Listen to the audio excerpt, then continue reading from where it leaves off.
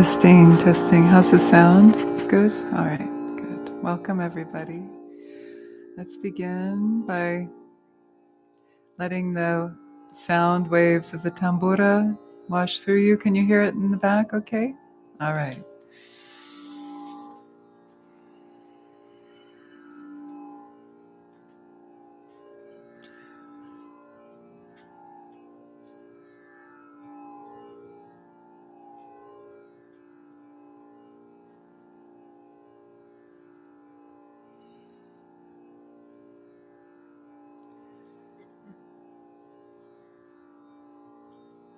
And we'll begin with the sound MMM.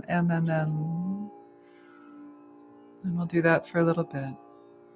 Inhale.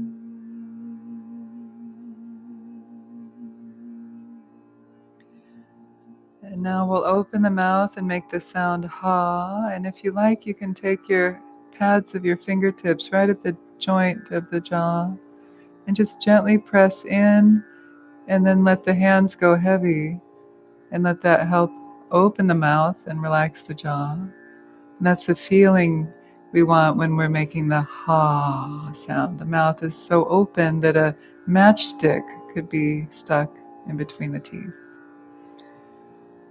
Inhale. You can inhale through the nose if you like, or mouth.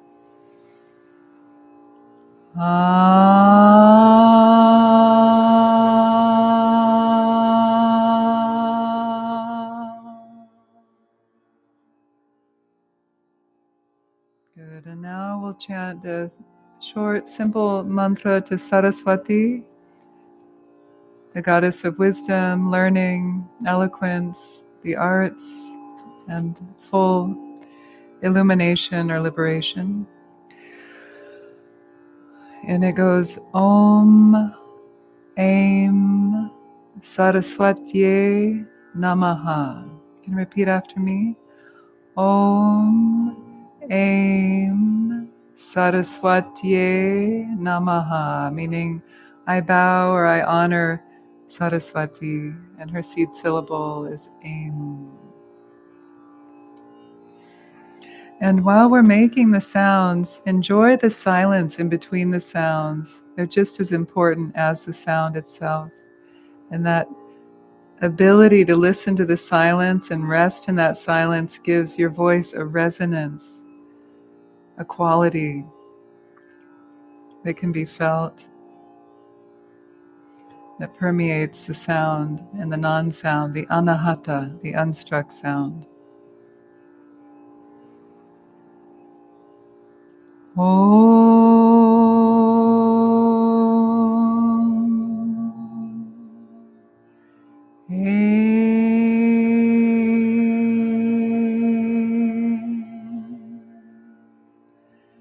Sarasvatayai Namaha. Om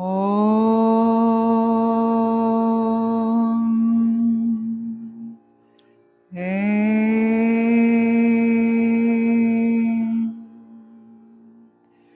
Sarasvatayai Namaha.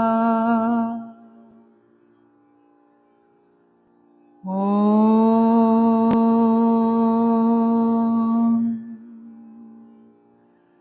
Aim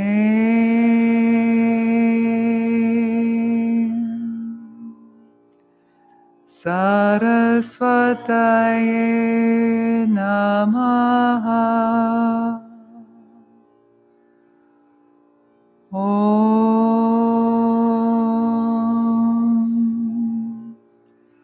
Aim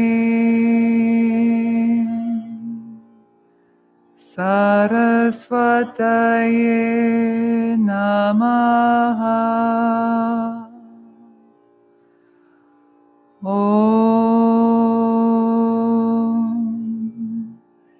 Aim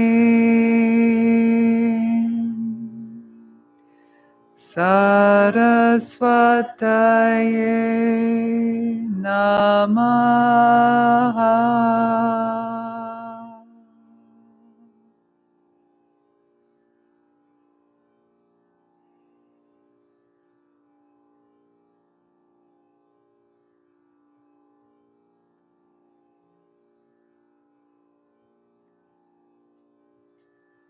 And now we'll chant the Narayani prayer 3 times, the Ganesha prayer invocation 3 times. They're on your sheet. And then we'll chant Ganesha's mantra for a little bit before we do some movement. I'll call the first line and you can respond as a way to learn it. Second, third line, just like that, and fourth. And then we'll do 3 times together. Sharanagata dinarta, Sharanagata dinarta, Paritrana parayane, Paritrana parayane, Sarvasyarti Hare Devi, Sarvasyarti Hare Devi, Narayani Namostute, Narayani Namostute, Sharanagata dinarta, Paritrana parayane, Sarvasyarti Hare Devi, Narayani Namostute, Sharanagata dinarta, Paritrana parayane, Sarvasyarti Hare Devi, Narayani Namostute. Last time.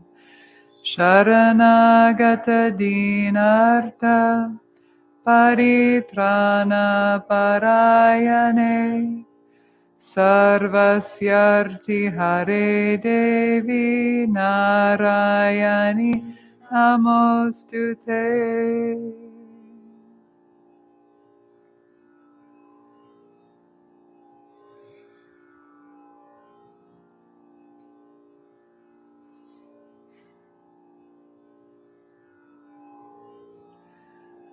Vakratunda Mahakaya, Vakratunda Mahakaya, Surya Koti Samaprabha, Surya Koti Samaprabha, Nirvignam Kuru Me Deva, Nirvignam Kuru Me Deva, Sarvakaryeshu Sarvada, Sarvakaryeshu Sarvada, Vakratunda Mahakaya,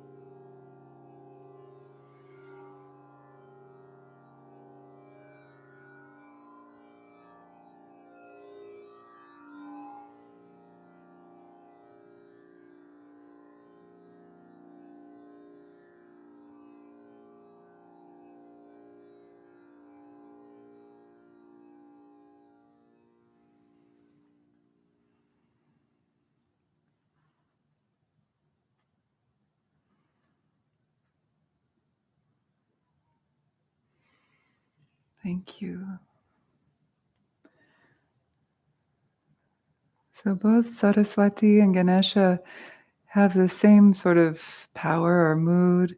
When we chant to them, we are asking for blessings on our learning, removing obstacles to our intelligence, to our creativity, to our expression, bestowing eloquence. So often, either Sarasvati and or Ganesha are prayed to at the beginning of any learning endeavor. So often in India or in monasteries or ashrams, Ganesh or Sarasvati will be prayed to before any teaching happens. It's a wonderful thing to feel. And do you feel that when you do mantra, it, especially as we were speeding up a little bit, it really focuses the mind in a way that perhaps could even increase your intelligence? I mean, they say that the mantra does help to sharpen the tongue, actually, in a good way, and expression and a gift for language or articulation, but also for learning. And for those of us, most of us probably in the room, who are not taught, haven't been taught Sanskrit from a young age, it's a new language, so it's an extra challenge. But that's a good thing. It's a good thing. It's like dementia prevention, I like to say.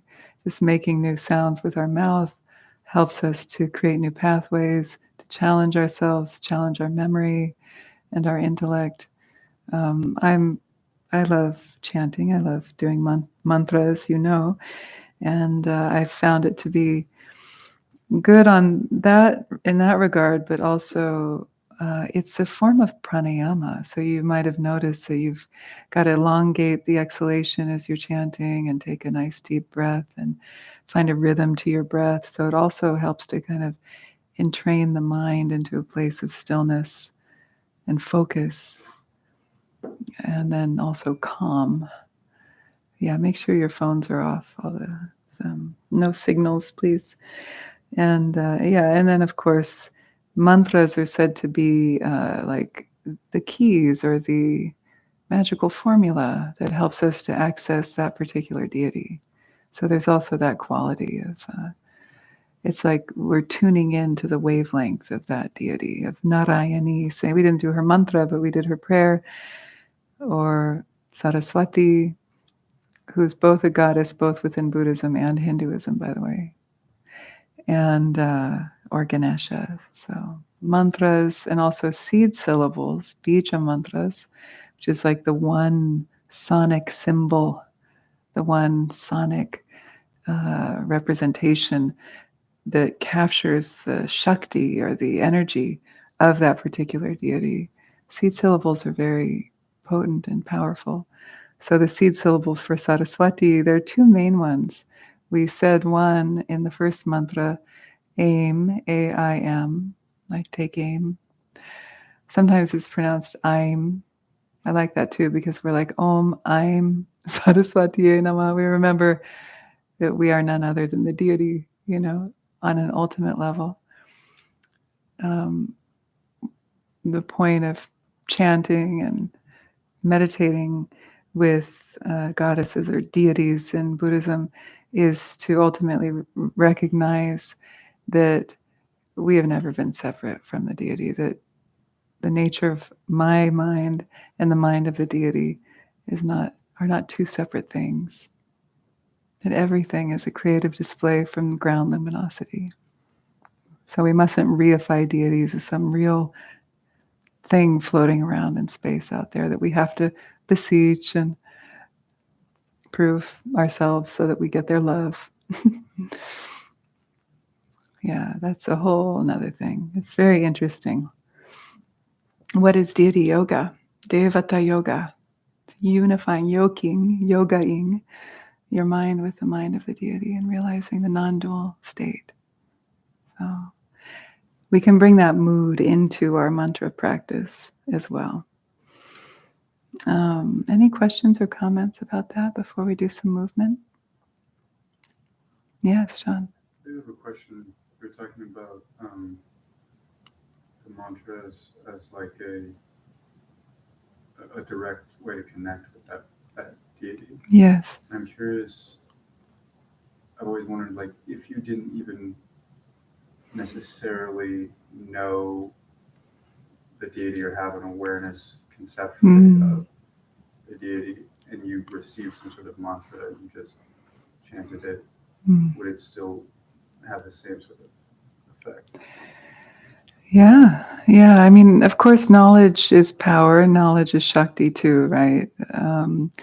So by understanding the meaning or the fact that that sound is connected with that deity, it helps.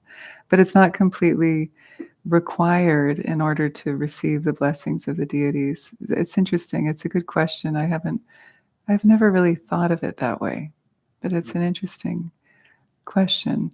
It's sort of like this. I've had this question around the chakra system. You know, we meditate on the chakras.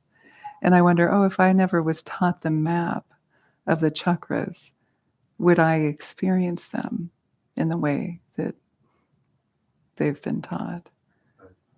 And a lot of those the questions like that can be answered through practice, through your own experience, through testing that out. In my experience with that question, that's similar to your question, slightly different. Like, is it really a thing out there, right? Um, I found yes.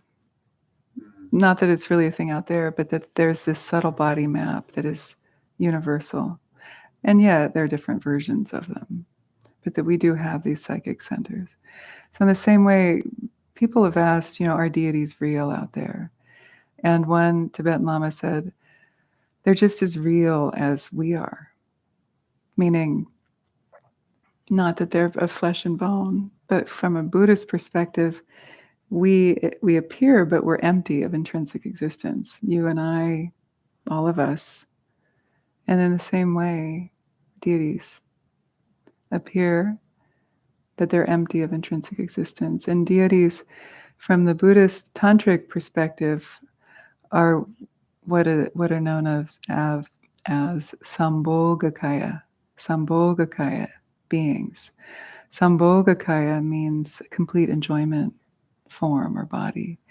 And what that refers to is this subtle dimension of light and sound and bliss that is like one step down from the unmanifest dimension of Dharmakaya towards Nirmanakaya, which is the material world. There's this intermediary phase or dimension or step, which is the dimension of Sambhoga, which means complete enjoyment. But really what that's pointing to is like luminosity, energies. And I mean, I like to think of them as angels. They're beings who have manifested for the benefit of others through their countless lifetimes of prayers and aspirations to be of benefit. So, like, for example, Tare, her name originally wasn't Tara. Her name was Wisdom Moon or Jnana Chandra, which means wisdom moon. And the story goes, she lived in a distant eon, like not in our world system, like a couple, maybe big bangs ago. I feel like Trump with the harmonium. It's a funny Onion meme. If you don't follow Onion on Instagram, I highly recommend it. It's very funny. The Onion. It's a satire magazine. In any case, a few world systems ago, she aspired to take the Bodhisattva vow and practice for the benefit of all beings. There's a whole story around that, but she eventually received that teaching and that vow and then practiced diligently and attained liberation. She attained higher states of like Bodhisattva levels until she became enlightened. And it's at that time that she got the name Tara, which means the savioress. I like to call her the liberatrix. She who saves is literally what Tara means. And it said that as you know, as she now that she is a fully enlightened Buddha, she abides in her Buddha field of the Kadiravani forest of the western dimension of the Buddha field, and that she is continually resting in the samadhi of saving all beings. So it's like she's in this immaterial state of luminosity and bliss, and she is like the sun ever emanating light rays, and that feeling of continually liberating beings. That's why they say if we pray to her, if we recite her mantra, we can tune in, and like our devotion meets her bodhisattva commitment to be a benefit, and we meet there. If we don't open to her with a certain sense of faith and devotion, or at least a hope and a belief that maybe this is possible, then she can't really tap into us. And no, there's some debate. I mean, sometimes blessings just hit us over the head without much of our effort, and that's a fortunate thing. But devotion, faith is actually a very important part, because it's like us opening ourselves to the possibility of receiving the blessings. And without that, it's like we get a trickle, you know. So to the extent that we can open to the blessings of the deity like Tare or Avalokiteshvara is the extent where their blessings can descend upon this. It's a wonderful book that talks a lot about this. Bokar Rinpoche wrote a book on green Tara. He talks about the deity and the non-dual state of the deity ultimately being an aspect of our own mind, just like the dream. When we're in a dream state, last thing I'll say about this, because it's interesting. What he teaches, which is very helpful, is that one way we can understand deities is to think of it like a dream. So in a dream, when we're having a dream, we really think that the dream figures are real and that I'm real, right? But then when we wake up, poof, we realize, oh, that's just a product of my own mind, not real. Well, he said deities are the same. When we're in samsara, it's like being in a dream. We're in a waking dream right now. And so when we are kind of in duality and in samsara, we think all these appearances, also deities, are separate from us, are real. I'm real, they're real, you're real, everything's real and solid and intrinsically existing, that kind of thing. But when we kind of collapse the cave of duality and enter into a deeper understanding of the nature of reality and shunyata, emptiness, the absolute truth of phenomena and self, that reification falls away, and we realize that actually, just like the dream figures, the deities are none other than expressions of the ground luminosity of my own mind.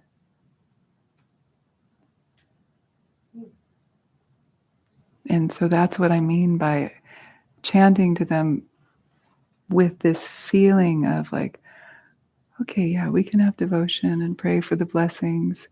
This kind of bhakti devotional way is beautiful, but also holding the absolute level truth, which is that the deities are none other than the expression of my own mind. And if you're new to Dharma, or if you're new tonight for the first time in this class, I don't know if you're new to Dharma, that might make a lot of sense, or it might sound really far out. But these types of things take time. We can understand them intellectually, but then without practice, they just stay in the realm of concepts. We have to put these things to practice. You can understand this intimately on your own, for yourself. Thank you. Yeah. Yeah. Yeah. No, that opened up. It was a good question because it opened up an important dimension. So it gave me an opportunity to teach. That's as it should be. So thank you. So let's do a little bit of movement. We're going to learn this at the end. This is our ending chant. So I want to do some movement from a seated position tonight. But you've been sitting for a half hour or so. So go ahead and stretch your legs out. You can massage your knees. Do whatever you need to do to reset your legs and your hips. You can shake them out. Yeah. Good. Okay, so now let's just take either a comfortable cross-legged position, either leg on top, doesn't matter. If you're in a chair, that's fine too.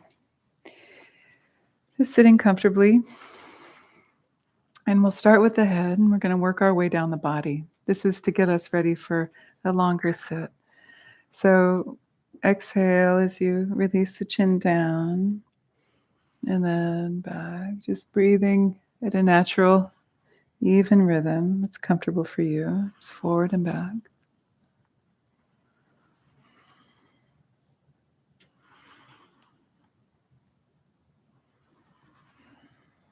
Then side to side. Don't need to push or stretch too much. You can take it easy if you need to.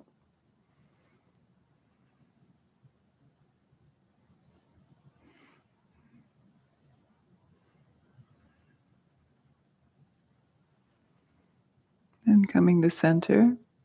And then down again with the chin, do circles. Again, the circles can be at a size that's good for your neck. And if you feel pain, then ease off and do smaller circles. And don't throw your head back. Feel like you're drawing a circle with your nose on a mirror.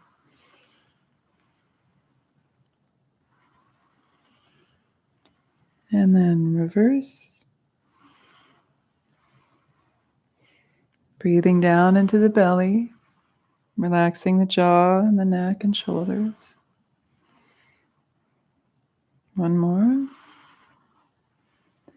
Coming around to center, then inhale. Good. Now take your hands, place them at the crease of your hips where the legs meet, and you're going to press down and then forward, up, back, and down. 3, 4, 5, 6. We'll do 10, 7, 8, 9, 10, and then reverse. 1, 2, 3, good. 4, 5, 6, 7, 8, 9, 10. Good. Now take the hands, interlace the fingers like this, and then bring the heels of the hands together. Relax the ridge of the shoulders, and then circle the wrists. 5, 6, you're double timing it. 7, 8, 9, 10, and reverse. 1, 2, 3, 4, 5, 6, 7, 8, 9, 10. Good. Releasing, spiraling to your right. 1, 2, 3, 4, 5. Let the head go too, turning as you move. This is working the spine. Just like with the standing warm-ups, for those of you who are regulars, we're tapping the front point juncture at the shoulder, stimulating the lungs. Back hand taps the back point at the lower rib, the kidney function stimulating. Last round to the right and then to the left. Good. And then now take the right arm on top and circle the navel. I'm making small movements because my back injury, but you guys can do bigger movements. Good. 8, 9, relax the shoulders. 10, and reverse. 1, 2, 3, 4, 5, 6, 7, 8, 9, And then bring your hands down. Now I can't do the full movement, but I'm gonna just show you something from a kind of a higher position, but you're gonna go farther. You're gonna try to bring your left shoulder to your right knee and then on the other side. So what you do is you glide the hands and then you bend.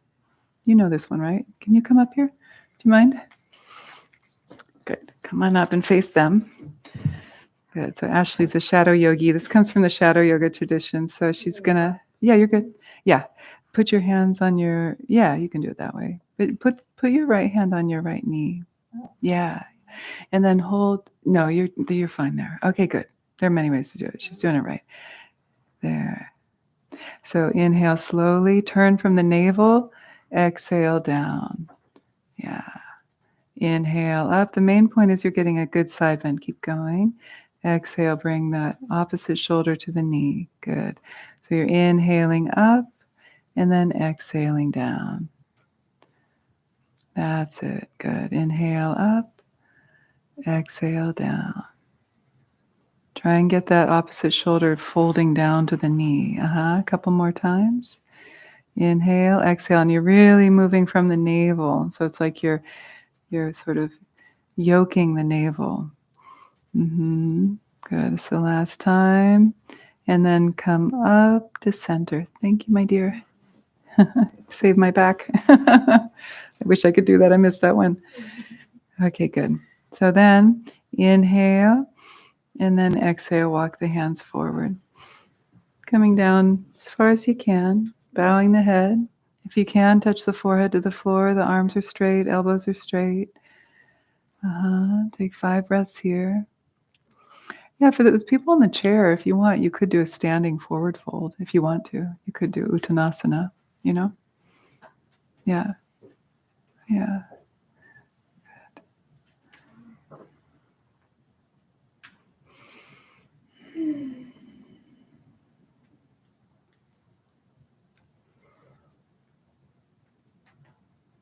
And then when you're ready, slowly come up and bring your hands to your heart.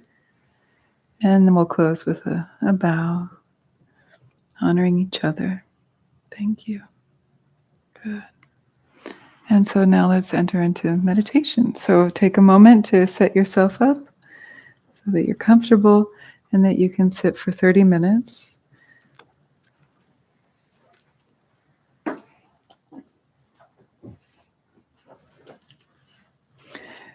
Either seated or lying down in a supine position. In either case, just make sure the spine is straight.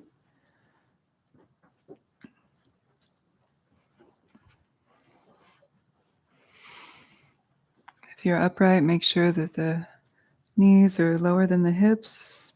If you need support under the knees, please do that to make sure you're comfortable.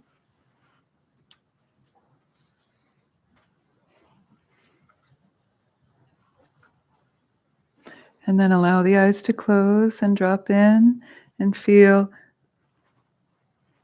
the natural, easeful breath, unforced, just feeling it pouring into the body as you inhale, and then pouring out of the body as you exhale. Releasing tension as you exhale.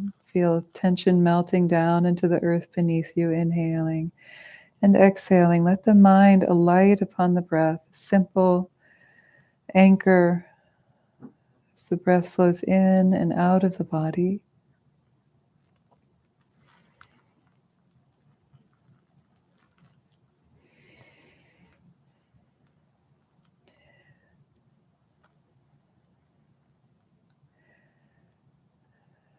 And allow yourself to bask in the experience of being present in this moment with the breath in the body, a very simple, unmediated experience of just being in the moment.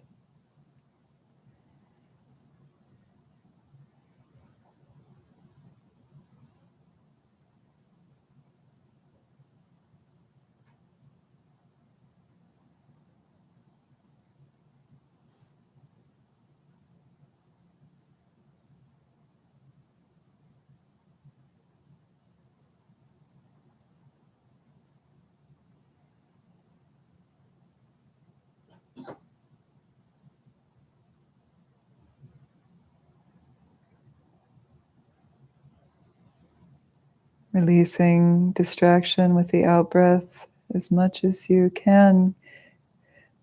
Starting off this sit with clarity, with focus.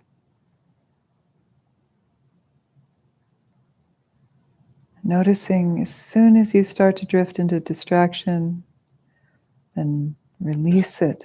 Like a handful of balloons, of helium balloons, just release it and feel those thoughts just fading into the distance.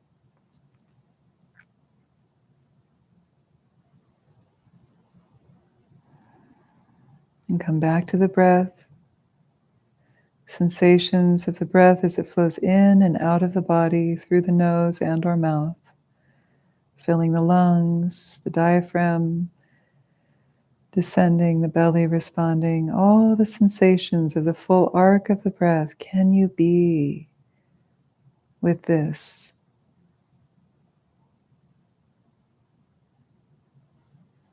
Taking refuge in the breath.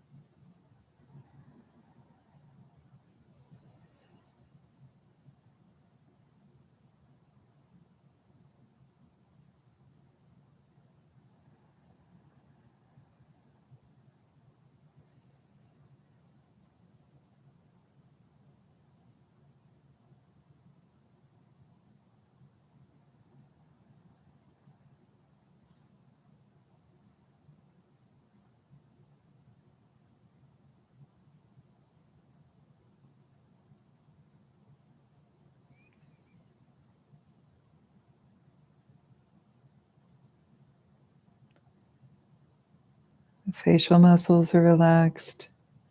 The jaw is relaxed, yet bring the tip of the tongue to rest at the upper palate, root of the front teeth. Shoulders relaxed, shoulder blades down the back, and the chest is buoyant. Belly receiving the breath, relax the belt line.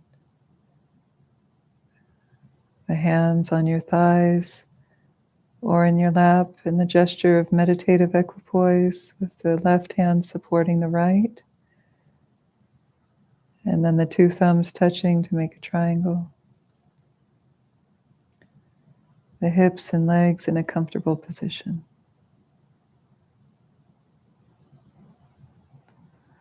And notice if the head is jutting forward with the chin forward. Draw the chin back towards the center of the throat, elongating the back of the neck, space at the occiput, base of the skull.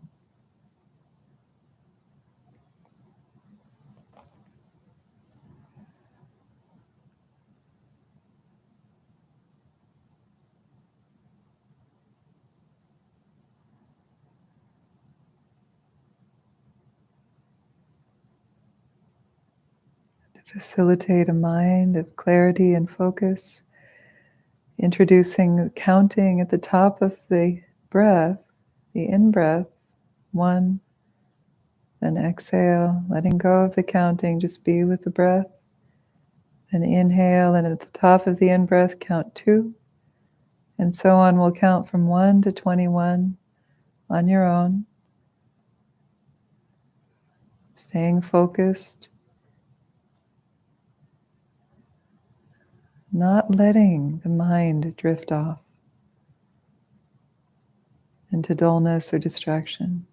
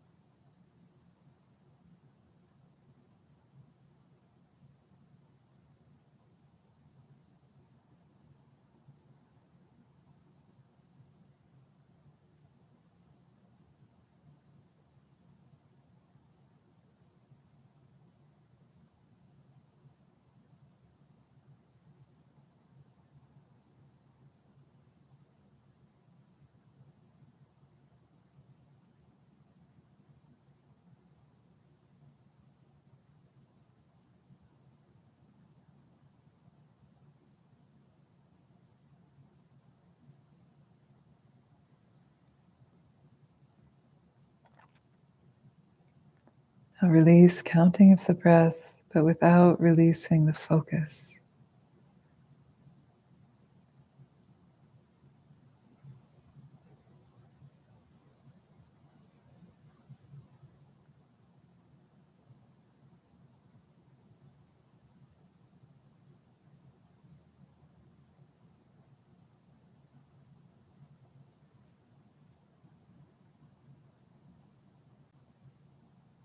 Imbued with relaxation, but not so loose that you lose single-pointed attention, anchored with the breath.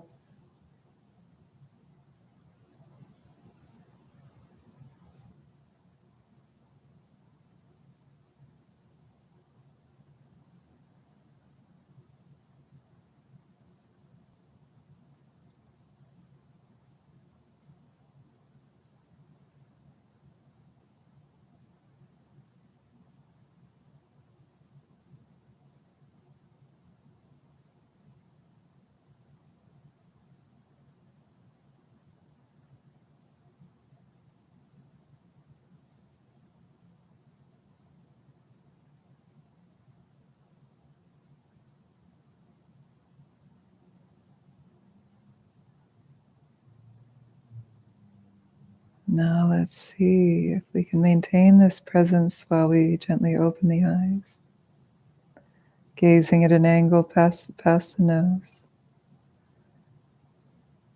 Feel as if nothing changed.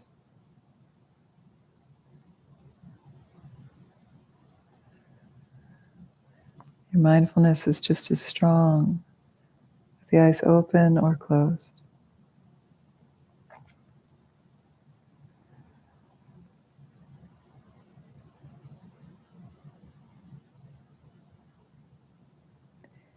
The sense is as if the mindful awareness that you've cultivated is suffusing every aspect of the inner and outer space.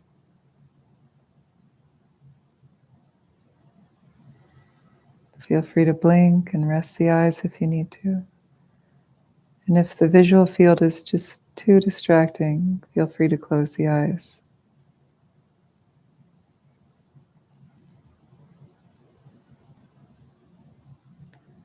And now we settle the mind in its natural state. We shift from the breath as the primary object. Let that take the background. And now we bring the mind, the space of the mind, the domain of the mind to the forefront as our anchor, our focus.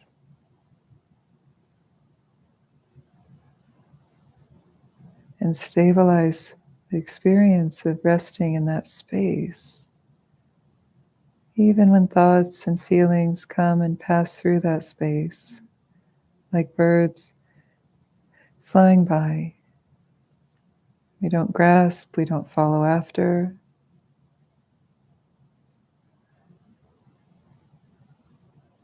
Stabilize that quality, that feeling of space. Spaciousness, imbued with the luminosity of awareness.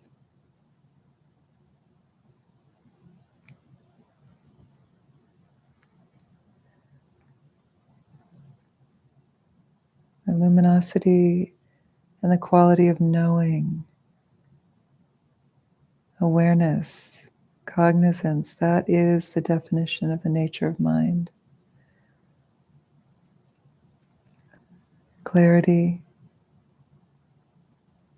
and knowing.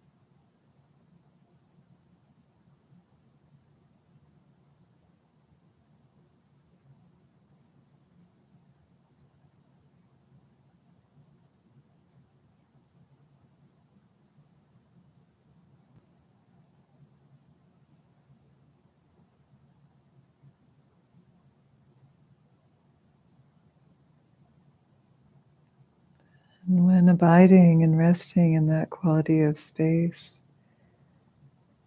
Just like the sky, vast, free of center and periphery.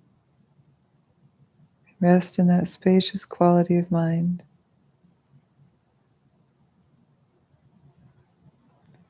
And thoughts arise and pass within that space of your awareness, but they don't change the awareness itself. Stabilize that.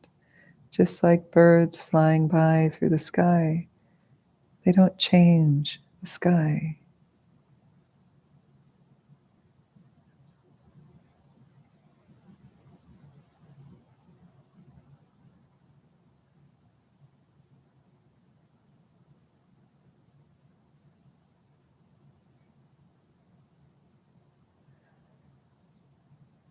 And in that way, can you see all thoughts, feelings, perceptions as creative displays, the ground luminosity. In that way, they're not a problem. They're primordially pure.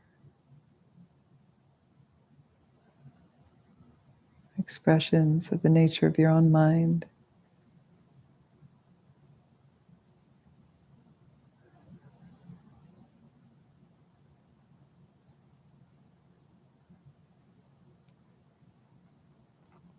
Dharmakaya.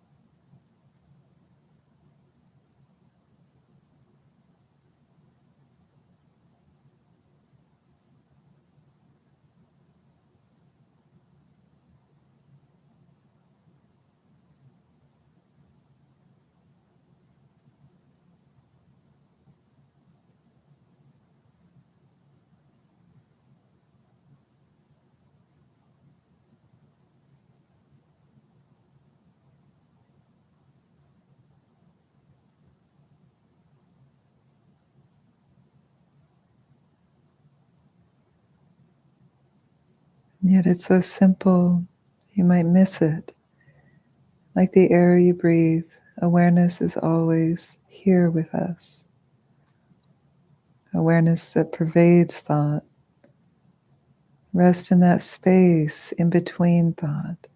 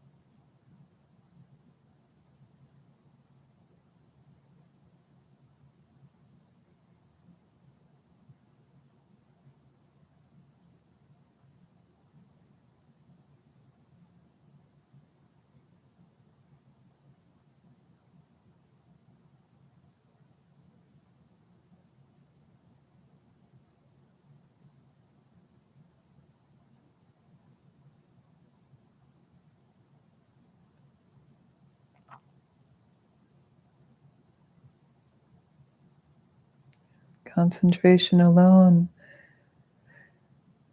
won't uproot the core, the source of our suffering. For that we need insight, vipassana.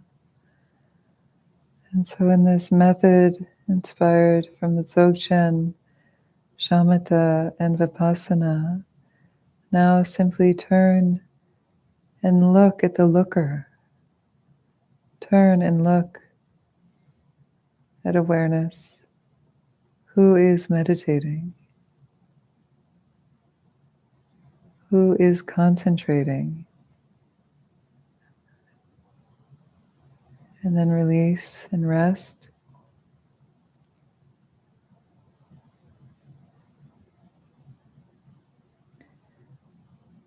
We turn and look, and not finding anything called the mind itself.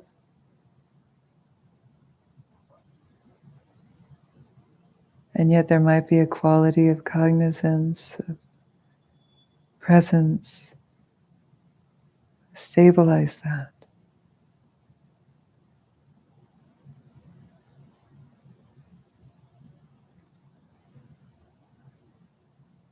You may even identify Rigpa, your own primordial awareness, beyond birth and death. Look at the looker, and not finding is the finding.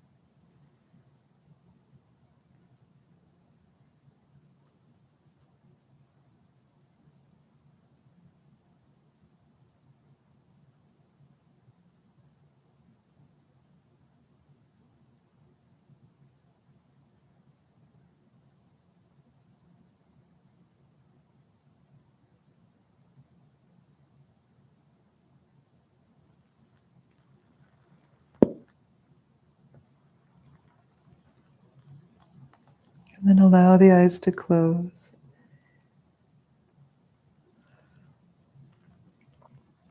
And let go of any effort, any sense of I am meditating. Just be in non-meditation.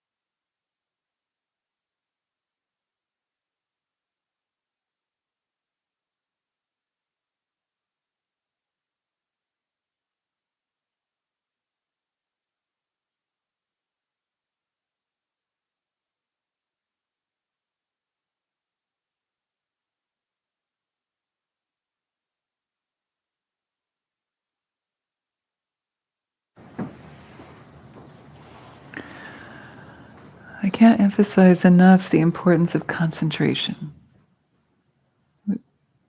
We really need to exert some non-efforting effort to at least give ourselves that. You see what I mean? Because without distraction, we're just sort of eddying at a introductory level of meditation. But if you can really bring the fire of your attention, your tapas, kind of the purifying heat of your effort to create a quality of concentration, then you start to reap the benefits of the practice. You start to enjoy it, right? You start to feel maybe even bliss. So with concentration comes bliss. And that is a wonderful thing. It inspires us. It keeps us coming back for more. Yeah, it's the carrot, but it's not the end all be all. We have to be careful not to get too attached to it. But it's a natural aspect of the nature of our mind. So when we drop into a quiet, focused quality of attention, that natural bliss and luminosity and cognizance, knowing, Rigpa, has a chance to shine through. It's always there. It's just clouded over. And concentration helps us access it. It's not like it's hiding intentionally. It's always there. So please, please really, really ask yourself, what am I doing? Am I wasting time? A lot of people waste time. You come all the way here, you make the effort to be here. That's huge. So when you're here, okay, I'm not going to chase after the same old reruns all the time, like I do in my daily life. Really make the effort. Give yourself a fighting chance to start to reap the benefits of the practice. There's my pep talk. Okay? Give that gift of bliss to yourself, and focusing. The mind is like threading the eye of the needle. It takes that sort of acuity. And I talk about this again and again in the class. Don't sink into laxity. Don't spin out in excitation. Not too tight, not too loose. Walk the middle path between attachment and aversion. All of these classic teachings, internalize them, make them your own, so that you can repeat that to yourself, whether you're alone practicing or in silence here with all of us. You need to be your teacher. You need to check up on your mind. I can't do that. You're the only one who can do that. So, make good use of this precious human life. Yeah. Any questions or comments before I teach this?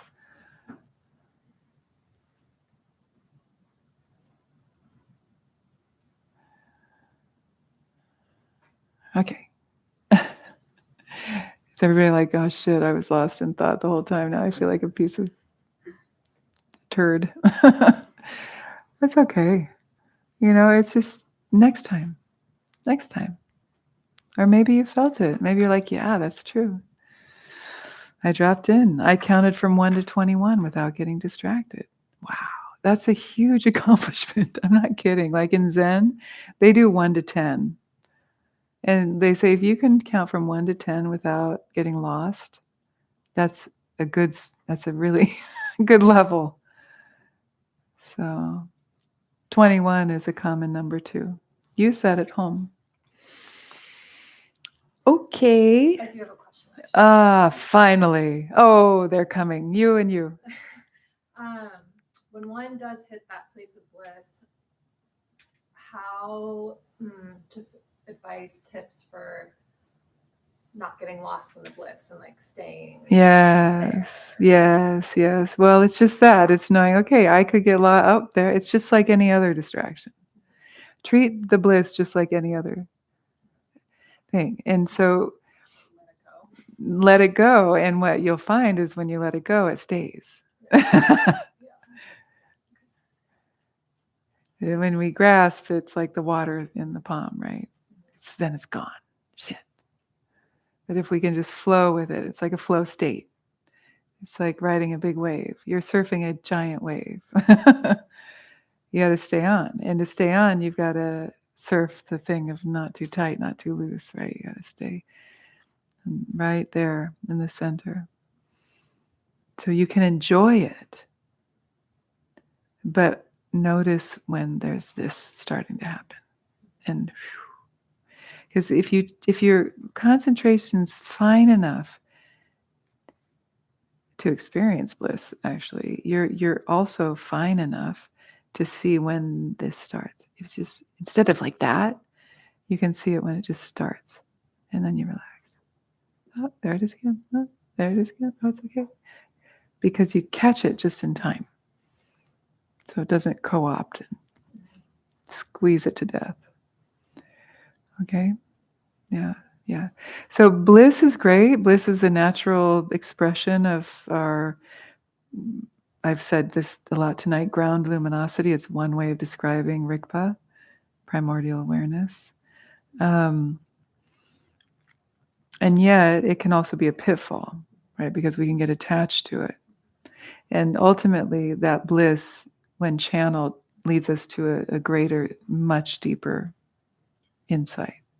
It's just kind of like the beginning carrot of like, bring us along the way. There's like supreme, there's all this ecstatic bliss that happens, but then there's a quality of more equanimity in the final stages of liberation, of enlightenment. I'm not claiming to be enlightened. That's what I read. That's what I've learned from my teachers. Still working on it. Yes. As far as your breathing technique, when you count to 21, Yeah. is it like one continuous inhale all the way to 21, or are you kind of like stopping like 1, 2, 3, 4? Oh, yeah, no, you're just doing 21 breaths. Oh, I thought you were like counting 21. Oh, no, sorry. Oh, wow, that's probably an even more fine practice of concentration. Yeah, it's okay. It's okay. Inhale, 1. Exhale. Inhale, 2. Exhale. It's a very light touch. All the way up to 21. Okay.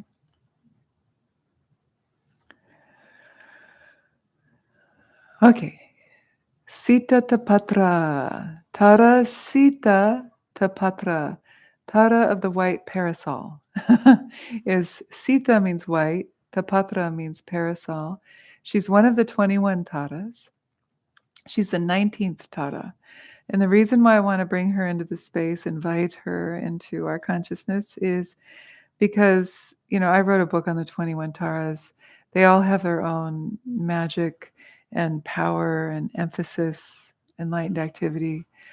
And I just taught this one last week in my online course, and she is really a helpful one in these times. And, some of my students have asked me to speak to how do we bring Dharma into tough times like this. And Dharma is made for tough times.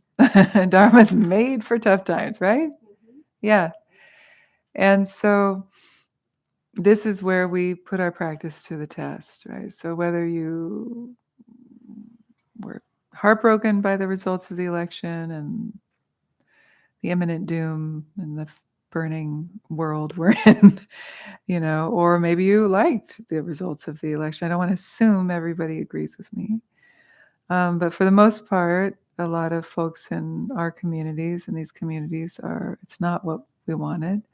And so we have to grapple with that. And there's a feeling of perhaps being frozen in shock or catatonic even, some people say, or angry or heartbroken, all sorts of different ways that we can react in situations like this. And it's not easy. And sometimes we can also get disillusioned. Well, I was praying for the right outcome and it didn't happen. So what's up with that? No, we can't have a transactional approach to spiritual practice. We have to make the prayers get activated, work for justice. But when things don't go our way, it's not like we throw up our hands and then just be like, oh, well, I guess Dharma or mantra or prayer or my activism doesn't do anything. Reality is a complex web of karmas, causes and conditions. We actually don't know what this means. We don't know what will come next. Can we bring a not knowing mind, the mind that doesn't know and that doesn't need to know everything? That's a very Zen approach as well. Yeah? Were you raising your hand? Yeah. No, you were stretching. Okay, here. Like, okay, cool. And so,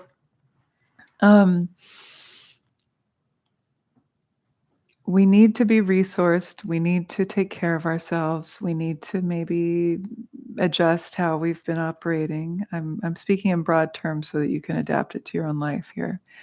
And yet at the same time, we need to also not totally check out and go numb. We can't afford that, you know? And I don't mean to be like, on a pedestal here, but if you think you can afford it, then that's your privilege, right? Like not everybody has the privilege to just check out and delete all their social media or not look at the news. Like we need to stay engaged. We need to stay engaged. But that's going to look different for all of us. You are probably already engaged in various ways that I'm sure are really important. But find your way, find what works for you, and then commit to it. We need to balance our spiritual practice with some form of conduct. They say that conduct is an extension of our study, meditation. Then how do we take it on the road? How do we act in the world? Activism, in some way, is conduct. So, having said all of that, we have this amazing Tare who is called the Tare of the White Parasol. The parasol represents sovereignty, royalty, dignity. And she's white in color, like a crystal. Her power is to pacify all negativity, bad omens, bad dreams, but all negativity. Also discord within communities of the Dharma in particular, but discord on a broader scale. And what I love about her is that they say in the sutras that describe her, because she's considered to be one of the oldest goddesses in Buddhism, is that she dons an armor of joy. She wears an armor of joy and dignity. And when I was exploring her again last week, teaching on her, thinking about her, praying to her, practicing her, I felt so inspired by that and nourished by that. And that's why I want to pass this on to you. It's like, how can you embody these enlightened qualities or these qualities that Tare Sitatapatra reminds us of? Namely, how can we move through the world with an armor of joy? How can we not let the shit make us small or feeling powerless or uninspired or incapacitated? But how can we meet these times with boundaries, with protection, with being able to say, you know what, I need to take a nap, I need to meditate or go on retreat, but so that I can be reinvigorated and be in the world with joy and dignity. We can't let anybody take that away from us. My mom always says to me, don't let bad people make you bad. And I feel like that's another way to feel the armor of joy. So it's like I see light coming from all of our pores. That's the armor of joy. It's not some hard shell of war. It's the light, the armor of joy and dignity. So she embodies that. And her mantra is long. It's Om Tare Tuttare Ture. So all the Tare mantras have that beginning and then have some words in between that and the Svaha at the end. Because her 10-syllable mantra is Om Tare Tuttare Ture Svaha. Say that after me, please. Om Tare Tuttare Ture Svaha. That's her 10-syllable mantra. That's the main mantra to Tara. Remember? The Savioress. But for Tare Sitatapatra, we have some powerful seed syllables, the sonic symbols. Hong, hong, part, part. You know those, right? Then Raksha, Raksha, Mam, Svaha. So Hong, these are repeated for emphasis, right? So Hong is the seed syllable for enlightened mind, heart mind. Pat means it's a seed syllable that signifies cutting through duality, cutting through the bullshit, cutting through delusion. So it has power to it. Pat! And it's a retroflexive ta. Part. Practice with me. Pat. Good. Over the weeks, we've been playing with pet. So if you're new tonight, that's why I'm joking about that. Then we have Raksha. And now this is not a seed syllable. This is actually a Sanskrit word that means protection. So protection, protection. And then Mam is her seed syllable, is Sitatapatra seed syllable. Mam. So we don't translate it. Svaha. So be it. And then there's a shorter mantra devoted to her that goes Om Mama, you see Mam, Om Mama Hong Ni Svaha. Repeat after me. Om Mama Hong Ni Svaha. Good. So let's say the first mantra together. Om Tare Tuttare Ture Hong Hong Pat Pat Raksha Raksha Mam Svaha. Good. Now the Tibetans say Pat Pei Pei. So you can say it that way too. You can go Hong Hong Pei Pei Raksha Raksha Mam Svaha. It's just the Tibetanized Sanskrit. Both are totally valid. Again, Om Tare Tuttare Ture Hong Hong Part Part Raksha Raksha Mam Svaha. And then Om Mama Hong Ni Svaha. Okay, so I have a melody for you. It's kind of hot off the press. So maybe I'll sing it once or twice and then you'll join in. We'll do the first one for a little bit. Okay, so we're praying to her to bless all beings with her armor of joy and dignity, to infuse us with that power and wisdom and love as well, that capacity. Om, Om Tare Tuttare Ture Hong Hong Pet Pet Raksha Raksha Mam Svaha.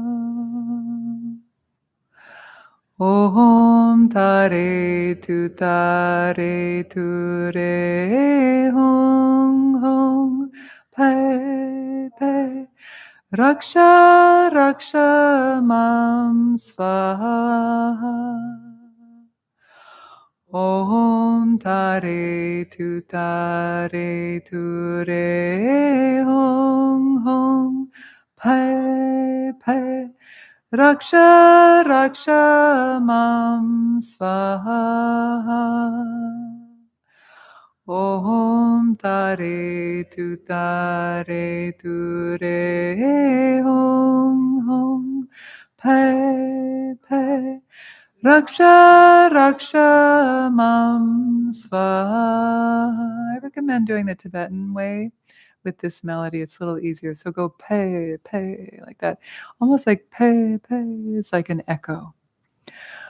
Om Tare Tuttare Ture Hong Hong Pei Pei Raksha Raksha Mam Svaha. Om Om Tare, Tuttare, Ture, Hong, Hong, Pe, Pe, Raksha, Raksha, Mam, Svaha. Om Tare, Tuttare, Ture, Hong, Hong, Pe, Pe, Raksha, Raksha, Mam, Svaha.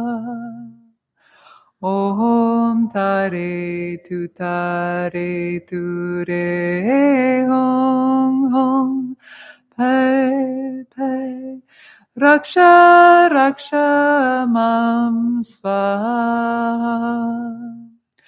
Om Tare, Tuttare, Ture, Hong, Hong, Pe, Pe, Raksha, Raksha, Mam, Svaha. Now listen for the next one. Om Mama Muni Hongni Svaha. Om Mama Hongni Svaha. Om Mama Hongni Svaha. Om Mama Hongni Svaha. Om Mama Hongni Svaha. Om Mama Hongni Svaha. Om Mama Hongni Svaha. Om Mama Hongni Svaha. Om Mama Hongni Svaha. Om Mama Hongni Svaha. Om Mama Hongni Svaha. Om Mama Hongni Svaha. Back to the beginning. Om Tare, Tuttare, Ture, Hong, Hong, Pe, Pe, Raksha, Raksha, Mam, Svaha. Om Tare, Tuttare, Ture, Hong, Hong, Pe, Pe, Raksha, Raksha, Mam, Svaha. Om Tare, Tuttare, Ture, Hong, Hong, Pe, Pe, Raksha, Raksha, Mam, Svaha. Om Tare, Tuttare, Ture, Hong, Hong, Pe, Pe, Raksha, Raksha, Mam, Svaha. Om Mama Muni Svaha. Om Mama Hongni Svaha. Om Mama Hongni Svaha. Om Mama Hongni Svaha. Om Mama Hongni Svaha. Om Mama Hongni Svaha. Om Mama Muni Svaha. Om Mama Hongni Svaha.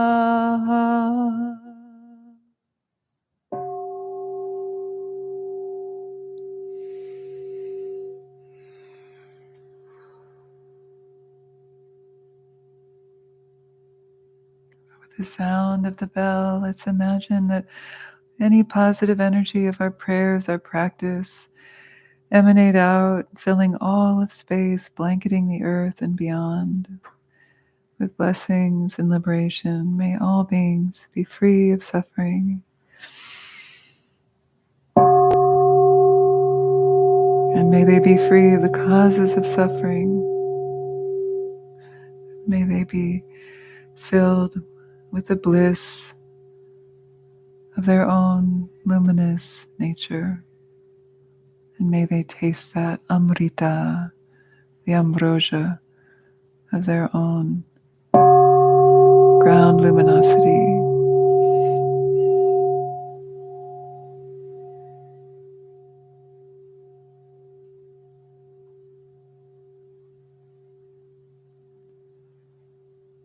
Om Mama Hongni Svaha. Now your turn. Om Mama Hongni Svaha. May it be so. Good. So feel free to take a picture of that before you go home if you want. And if you forget the melody, you can always tune in to the Alembic YouTube page and find this class and fast forward to the last 10 minutes and hear it again. Thank you, everybody. We will not be here next week, so please don't come. We're taking the week off. I think most classes are taking a pause, right? Everyone?